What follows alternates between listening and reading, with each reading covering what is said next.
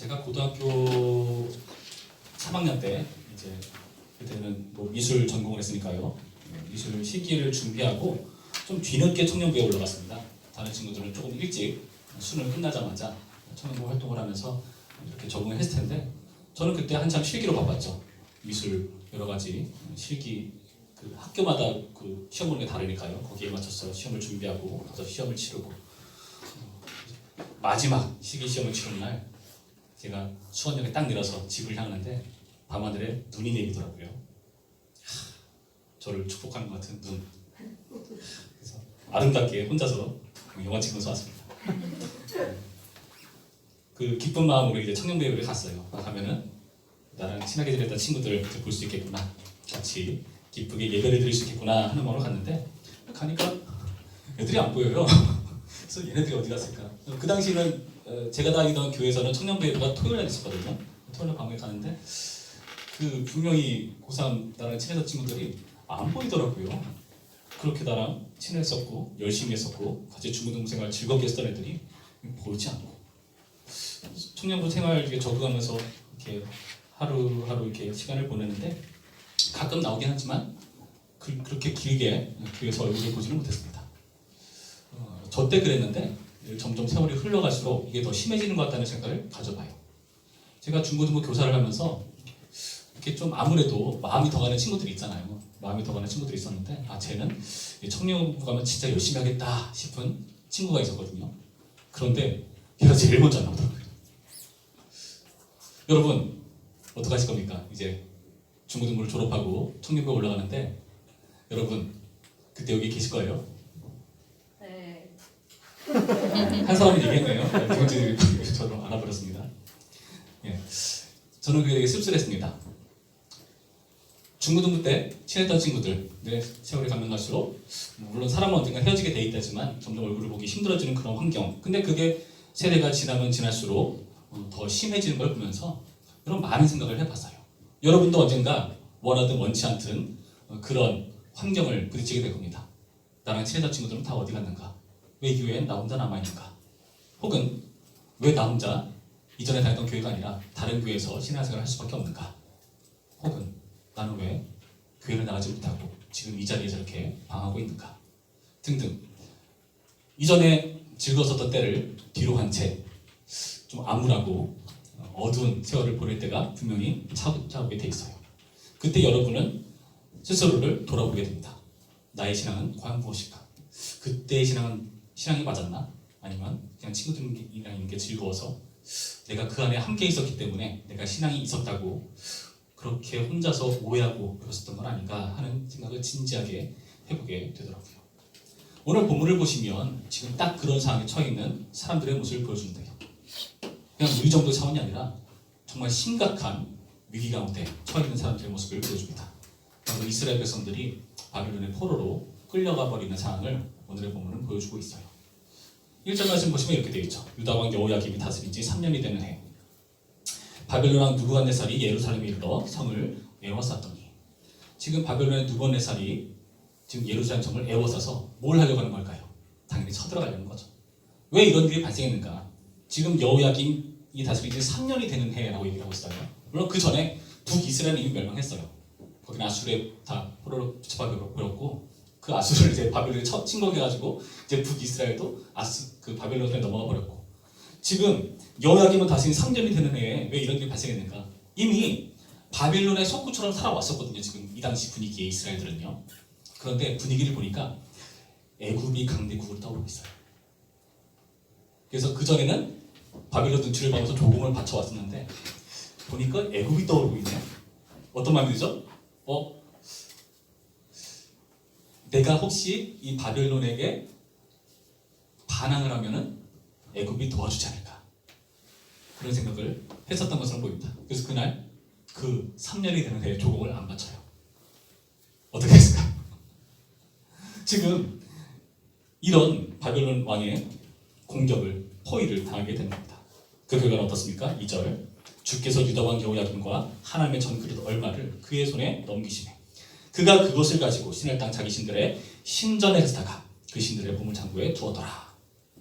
그들이 정말 소중히 여기는 그 예루살렘 성에 성전 기물들, 제사 기물들, 그러니까 제기라고 하죠. 그것들을 다 가져가 버립니다. 이게 하나님의 전 그릇이라는 것은 제사 때 사용하는 걸 그릇들을 말해요. 그런 것들을 다 가져가서 자기의 신전에 갖다 두고, 그리고 3절부터 보면은 환관장 아스보나스에게 말하여 이스라엘 자손에서 왕족과 기준 몇 사람 곧 흠이었고 용모 아름답고 지혜 통찰하고 지혜 틈달하며 학문에 익숙하여 왕국에 설만한 소년, 나름대로 엘리트들, 그런 다음 세대 그 미래를 이렇게 좀 기대고 하는 그런 사람들을 다 포로로 잡아가버리는 암울한 현상을 보게 됩니다.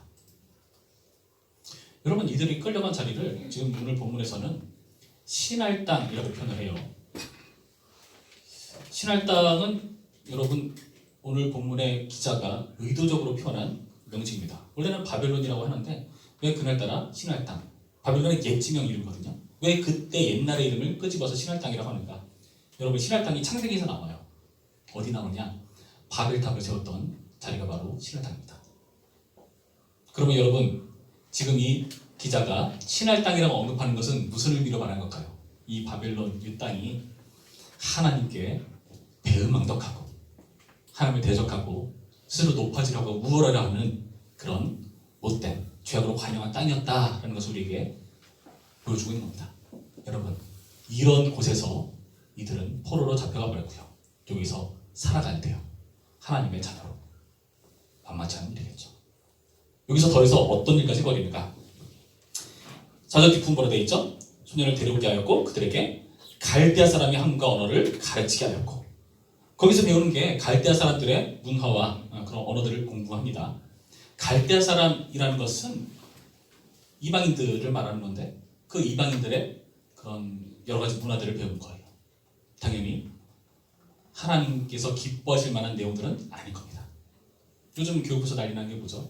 동성애를 이제 가르쳐야 된다, 무슨 말도 안 되는 말을 하고 있는데, 여러분, 그런 것들을 배운다, 그런 환경까지 노출된다,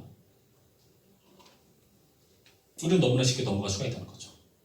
그 당시 갈대아 사람들의 문화란 미신적이었고요, 마술적이었고요, 점성술 같은 여러 가지 우상 숭배와 관련된 그런 문화였다는 거죠. 그거를 공부해야 하는 현실. 교육뿐만이 아니라 이들은요, 생활 또한 이 바벨론에 완전히 사로잡혀 버리죠. 5절 말씀 볼까요? 또 왕이 지정하여 그들에게 왕의 음식과 그가 마시는 포도주에서 날마다 쓸 것을 주어 3년을 기르게 했으니 그 후에 그들은 왕 앞에 서게 될 것이다. 왕이 지정해서 먹이라고 하는 그런 음식들을 먹는 겁니다. 지금 생활에 있어서도 이들을 먹이고 살리는 게 바로 바벨론의 느부갓네살이라는 것을 이들은 배우는 거예요. 얼마 전 뉴스를 보니까 북한에서 김정은이 열심히 자기네 그 백성들을 잘 먹이고 돌보는데 되게 주력을 쓰는 듯한 그런 영상들을 일부러 더 선전해서 보내고 있더라고요. 우리들을 먹이 살리기 위해서 우리 위대한 수령님께서 저렇게 노력하신다 이런 것들을 막 강조해 주는 거예요. 워낙에 먹고 살기 힘드니까 그런 것들을 계속해서 선전할 수밖에 없죠. 그 사람들이 뭘 배웠습니까? 아, 우리를 먹이는 분은 바로 저분이구나. 이스라엘 백성들은 광야에서 만나 메추라기를 통해서 여호와 하나님이 먹이시는 것을 공부했던 사람들인데, 이런 상황을 통해서 자신을 이끌어가는 생활을 주장하는 분이 바로 느부갓네살구나 하는 것을 자연스럽게 습득하지 않겠습니까? 뿐만 아니라 이들의 정체성 또한 바뀝니다. 6절 말씀 봅니다. 그들 가운데는 유다 자손 곧 다니엘과 하나냐와 미사엘과 아사랴가 있었더니, 여기 나타난 다니엘, 하나냐, 미사엘, 아사랴라는 이름은 여러분 굉장히 신앙적인 이름이에요. 굳이 언급한다면 다니엘은 하나님이 심판하신다, 하나냐는 여호와는 은혜로우시다, 미사엘은 누가 하나님과 같은가, 아사랴 여호와께서 도우신다. 다 하나님과 관련된 이름입니다. 원래 여기 나타난 바와 같이 그 엘로 끝나면 엘이라는 것이 보통 하나님을 표현하는 그런 말이거든요. 엘.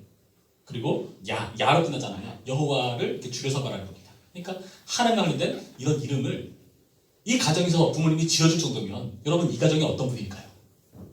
여러분, 제가 신대영하니까요, 어떤 이름 가진 전도사님들이 제일 많았을 것 같아요? 맞춰보세요. 요셉. 신대영하니까 전도사님 이렇게 있잖아요. 근데 이름이 다 같아가지고 성만 다르고 이름은 다 똑같아. 요셉. 요셉 이름 그렇게 많아. 그 이름을 지을 때 부모님이 어떤 심정으로 그 이름을 지었을까요? 굉장히 신화적인 사람으로 기르기 위해서 그런 이름을 지을 정도라는 거죠. 그런데요, 그 부모님의 기대, 소망, 이 모든 것들이 깡그리 무너져 버린다. 그의 정체성이 사라져 버리는 거예요. 이름을 바꿔요. 어떤 이름으로? 벨드사살, 사드라, 메삭, 아벤느고. 벨드사살은 베리어, 그의 생명을 보아소서라고 하는 그들이 섬기는 신의 이름을 따서 짓는 이름이고요. 사드락은 정확히 이름을 뜻을 알기는 좀 어려워요. 그런데 아마도 마르둑과 관련된 이름일 것이다 라고 예측을 합니다. 메삭은 뭐든지 잘 모르겠어요. 어쨌든 이것도 바벨론 신과 관련된 이름일 것이다 라고 추측을 합니다. 아벤느고, 느고의 종.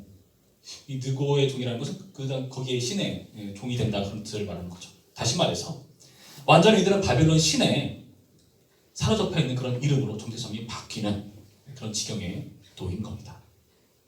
갈대아의 문화, 교육, 왕의 음식, 생활, 이교신의 이름들, 정체성, 이 모든 것들이 바벨론식으로 바뀌는 환경 가운데 이들은 놓입니다. 여러분 어떻게 생각하십니까? 제가 정확한 뉴스를 보진 않았지만은 어저께 뭐 할로윈 무슨 일이 있어가지고 많은 사람이 다친 것처럼 보이더라고요. 여러분 그런 분위기, 여러분 어떻게 생각하십니까? 요즘 제가 좀 깜짝 놀란 게 어린이집 같은 데서 이렇게 막 할로윈데 이런 거 하더라고요. 아니 문화적인 거니까 이런 거 해도 되지 않냐라고 할 수 있겠지만 글쎄요, 사람마다 의견은 다르겠지만 저는 좀 그래요. 예. 만약에 하나님 아버지께서 만약 제가 그런 데 가서 막 즐기는 거 보면은 하나님께서 되게 싫어하실 것 같아요. 제가 보기엔. 뭐 선택은 여러분 잘 하시기 바랍니다. 그런 이교신 분위기, 여러분 어떻게 생각하십니까? 신앙을 지키는 게 쉬울까요? 여러분, 근데 안타깝게도요, 우리가 이제 중고등부를 졸업하고 여러분이 청년으로 올라가면은 이런 분위기에 여러분 생활하시게 될 거예요. 빨리 독립하고 싶죠? 집을 뛰쳐나가서 기숙사 생활하고 싶고 대학생활 즐겁게 하고 싶고 이제 부모님의 손을 벗어나서 나의 의지와 나의 선택과 나의 결정으로 내 삶을 마음껏 주장하고 싶은 그런 생각들. 예전의 신앙은 부모님이 하라고 하니까 억지로 했는데 이제는 내 인생 내가 하겠다. 그런 것이 계속 쌓여있다가 폭발하는 시기가 아마 이때가 아닌가 하는 생각을 가져봅니다. 여러분 그럴 때 여러분의 신앙은 흔들리더라고요. 그런 분위기 속에서 여러분 어떻게 생각하십니까? 신앙생활을 잘할 수가 있겠나요? 이전에 이스라엘의 신앙은요, 예루살렘을 중심으로 이루어졌습니다.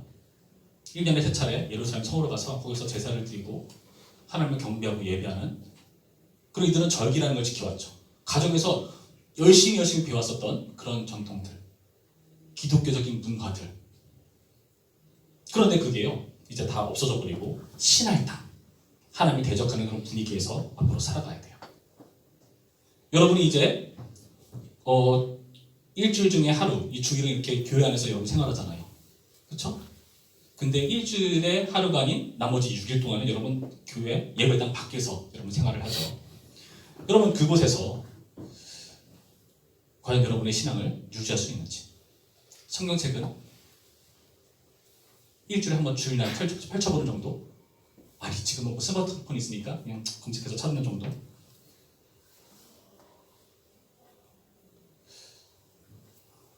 근데 놀랍게도 하나님께서는요 이들에게 이런 포로 생활을 허락하고 계신다. 여러분 이게 충격적인 사실입니다. 이들은 믿지 않았어요. 믿을 수가 없었어요. 하나님께서 내가 하나님의 자녀인데 나를 버리신다고? 나를 이 위기 가운데 몰아넣으신다고? 이들은 믿을 수가 없었습니다. 근데 하나님께서는 가차없이 그 자리로 몰아넣으시더라고요. 예루살렘이 아니라 신할 땅에서 살게 하시더라고요. 그래서 예레미야 선지자들은 이런 포로들에게 편지를 썼거든요. 예레미야 29장 4절에서 7절 말씀 보면은 이렇게 편지를 씁니다. 여러분 잘 보세요. 만군의 여호와 이스라엘의 하나님께서 예루살렘에서 바벨론으로 사로잡혀가게 한 모든 포로에게 이와 같이 말씀하신다. 너희는 집을 짓고 거기에 살며 텃밭을 만들고 그 열매를 먹으라. 아내를 맞이하여 자녀를 낳으며 너희 아들이 아내를 맞이하여 너희 딸이 남편을 맞아 그들로 자녀를 낳게 하여 너희가 거기에서 번성하고 줄어들지 아니하게 하라.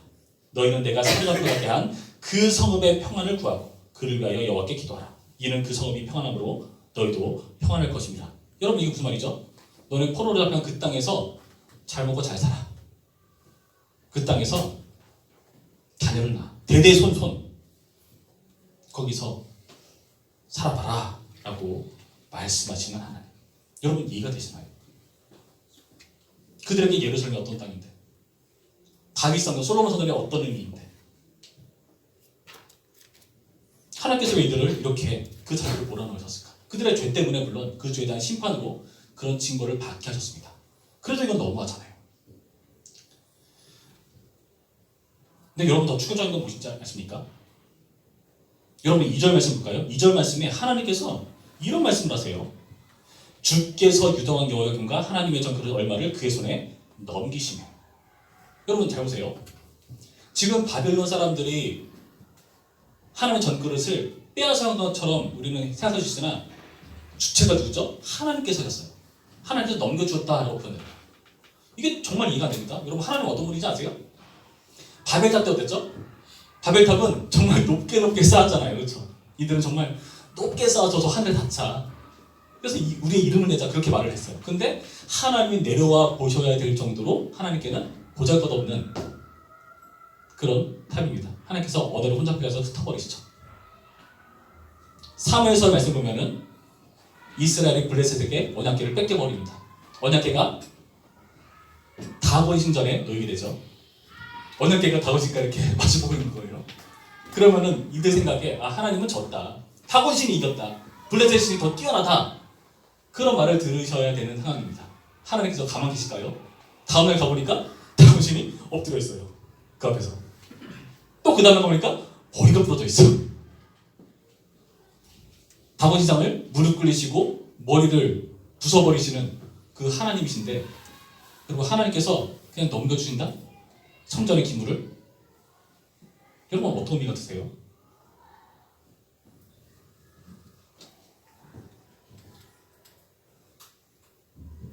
하나님께서 그 배역의 땅 시날 땅에서 자신도 거기 끌려가셔서 이 이스라엘과 함께 그 수치스러운 일을 감당하시는 겁니다.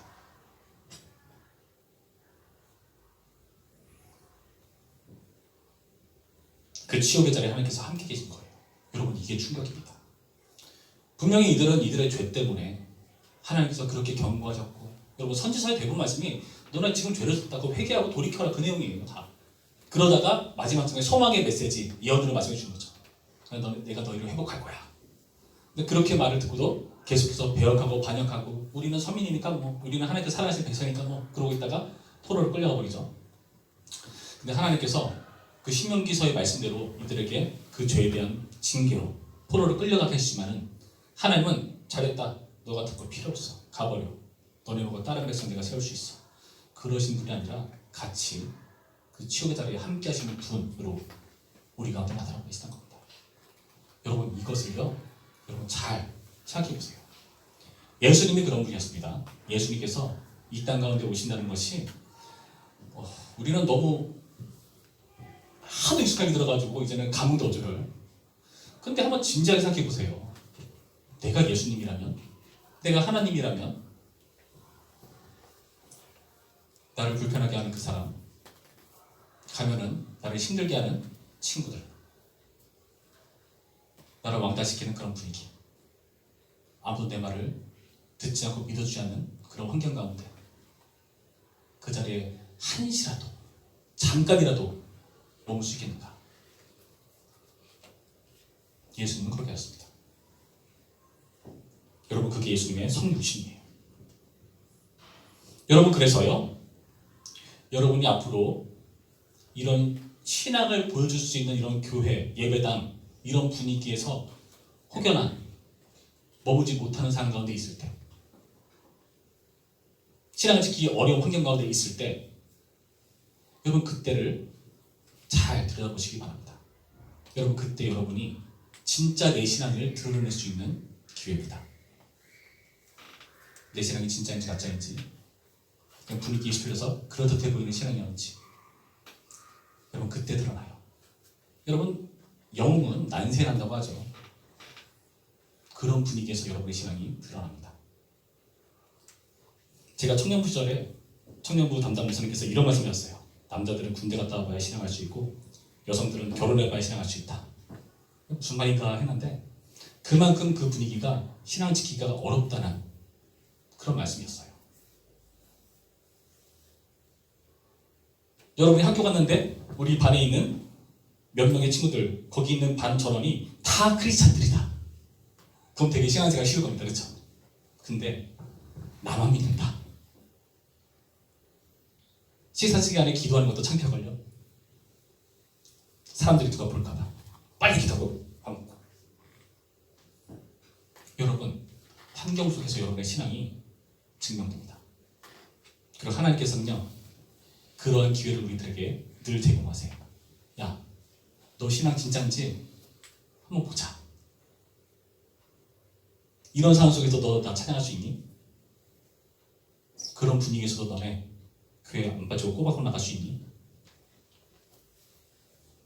야, 지금 네가 있는 그 자리, 야, 이상하게도 다들 교회 다니는 사람이 없네. 너 하나만 교회 다니네. 야, 여기는 교회도 없다. 너 어떡할래?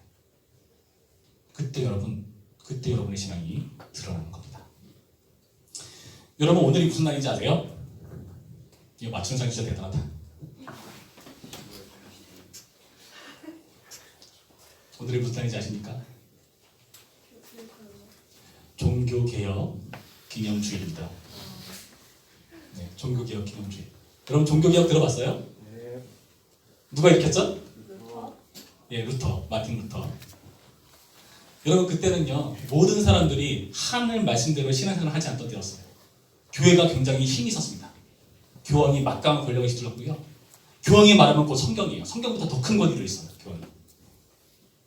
그래서 모두가 그 말에 순종하고 교회가 워낙에 힘이 세니까 거기에 빌미깁니다. 교황 말 한마디에 내가 천국 가느냐 지옥 가느냐가 결정됩니다. 그런 분위기에서 루터는요 성경을 보고 깨닫습니다. 이거 좀 아니다. 그리고 그 분위기에서 그는 신학 교수였기 때문에 공고문을 붙이는 거죠. 그 공고문이 내가 개혁하겠다는 거 아니에요. 내가 신학 교수인데 성경 보니까 이건 좀 아닌 것 같다. 우리 함께 토의해보자라는 의도로 그 반박문을 붙이는 겁니다. 이렇게 99개 이렇게 쓰죠. 그러면서 같이 토의를 하면서 더 나은 방으로 나가보자라는 의도로 붙이는 건데 이게 눈 밖에 나버리는 거죠. 그래서 교황한테 걸리면 죽으니까 도망쳐 나오다시피 하다가 깨닫는 겁니다. 하나님이 날 부르셨구나. 나를 이 위기에 삶 가운데 나를 이 일을 시키시려고 나를 세우셨구나 라는 것을 문득 깨달아요. 하나님 내가 여기 있습니다.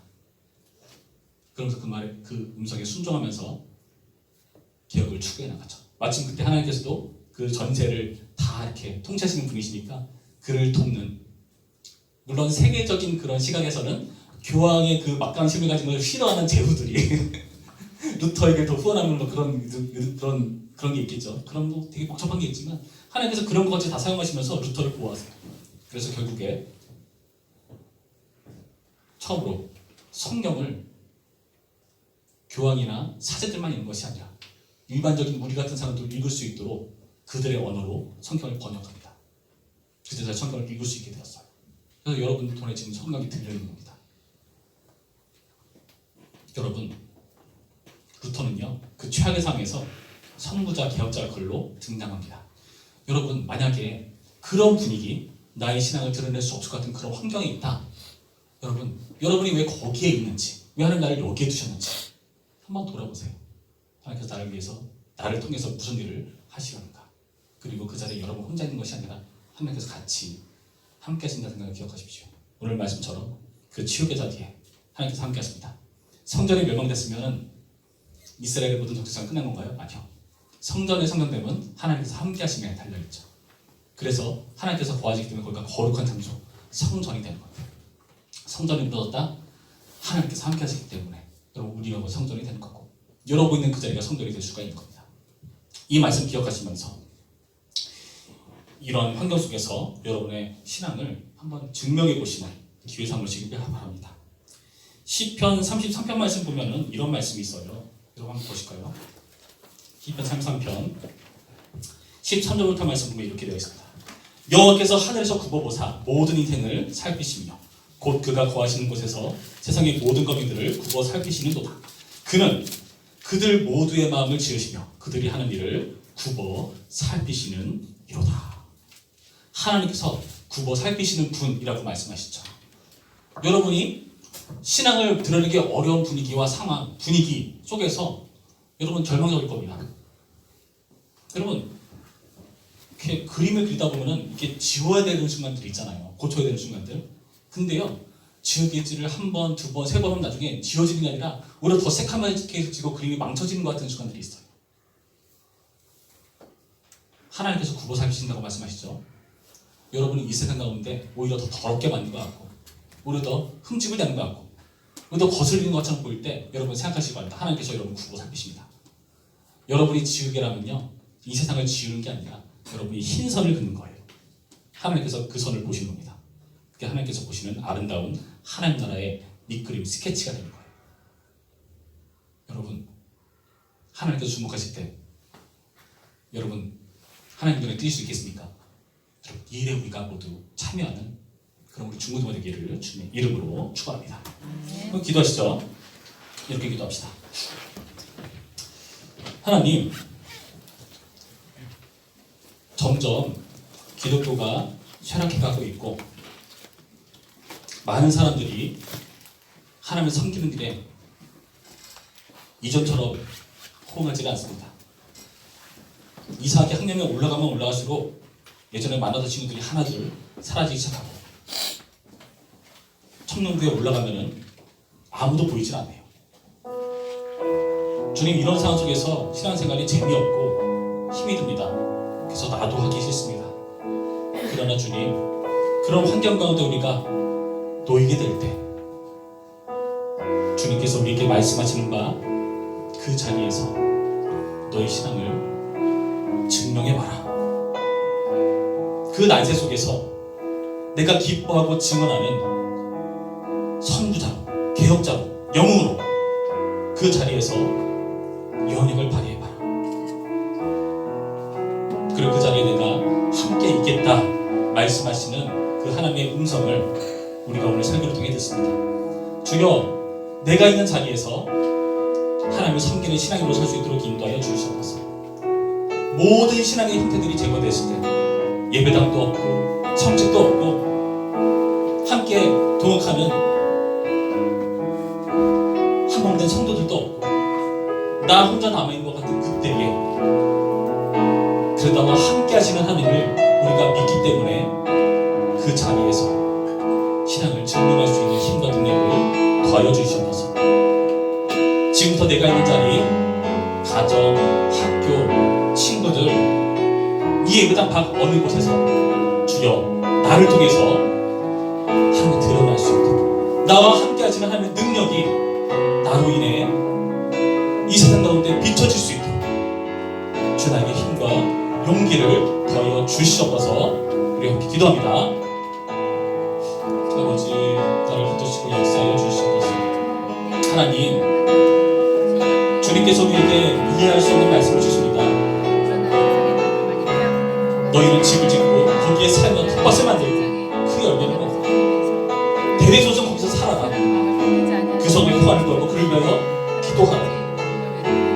그 자리에서 살아내라고 말씀하신 하나님이 이해하는 때가 많습니다. 주여, 그러나 이 말씀 때문에 주님께서 원하시는 바 내가 한 사람의 주님께서 기뻐하시는 예배자로 그 자리에서 드러나기를 바라시고 요청하시고 함께 하시는 주님을 우리가 바라보며 해나갈 수 있도록 인도하여 주시옵소서. 주님, 모든 신앙의 조건들이 제거된 자리, 외로운 자리, 그래서 힘든 자리, 그 자리에서 나의 신앙을 정직하게 돌아볼 수 있도록 인도하여 주시옵소서. 주여, 지금은 내가 신앙이 있는 것처럼 보입니다. 지금은 이 자리에 있기 때문에 그래도 기독교 중에 한 명인 것처럼 내가 여깁니다.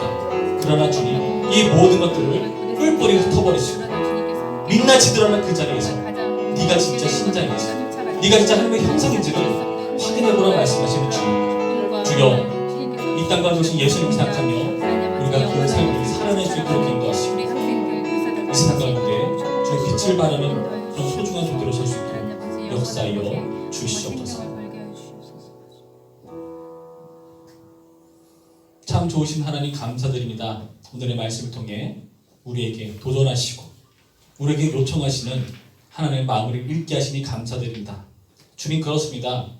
우리가 주변을 살피면 신앙을 지키기 어려운 현실인 것 누구도 부인할 수가 없을 것입니다. 그런데도 그런 환경을 바꿔달라는 기도를 할 것이 아니라 그 환경 속에서 네가 바뀌기를 요구하시는 그 하나님의 음성을 우리가 진지하게 들으며 살아낼 수 있는 힘과 능력, 용기 더하여 주시옵시고 나로 인해 숨어있는 많은 하나님의 사람들이 함께 자기를 드러내고 함께 하나님을 찬양하며 예배하는 일들이 일어날 수 있도록 우리가 있는 자리에 함께 하시고 역사하시고 도와주시옵소서. 예수님의 이름으로 기도했습니다. 아멘.